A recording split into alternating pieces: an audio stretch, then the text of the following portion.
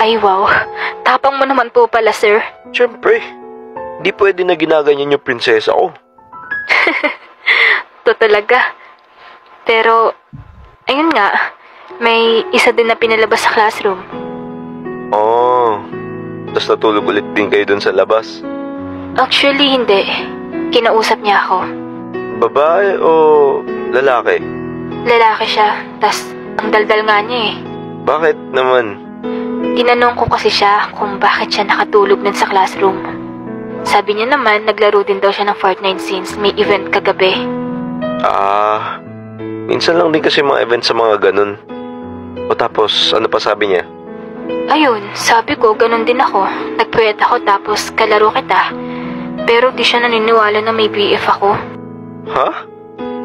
Ba't hindi siya naniniwala na may BF ka? Ewan ko nga sa taong yun eh. Siguro inggit lang.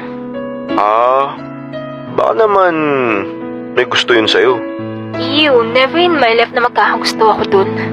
Lo, ba't naman? Siyempre, ikaw lang gusto ko. Ba't tayo mo sa kanya? Pangit ba siya? Oo, pangit yun. Kaya wag mo na isipin yun. Grabe ka.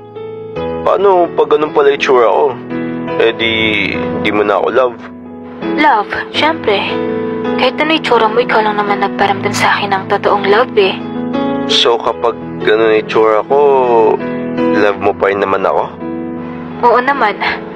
Pero di naman ikaw yun, so alam kong pogi ka. Di mo sure.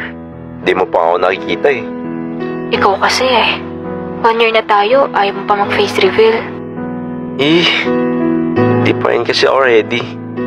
Pero sooner or later, magpapakilala ako sa'yo. Promise. Kailan ba? Malapit na. Baka nga nakita mo na ako from somewhere eh.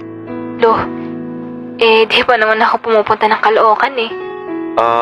Dati kami umalis na family ko para pumunta dyan sa QC. Dyan kasi nakatira yung mga pinsan ko. Ay kailan ulit kayo pupunta dito? Para magkita na din tayo. Baka nga next week eh. Uy, baka naman. Balitaan mo ako pag pupunta na kayo dito. Siyempre naman, babalitaan kita. Kung alam mo lang kung gaano ako excited din makita ka. Sus, parang di ko feel na excited ka makita mo ko. Huh? Alam mo lang. Bakit ba kasi ayaw mo? Soon, masasabi ko din sa'yo yung buong dahilan kung bakit. Gets ko naman na di ka pa ready lumabas sa comfort zone mo. May nakakatakot na pas ka ba? Paanong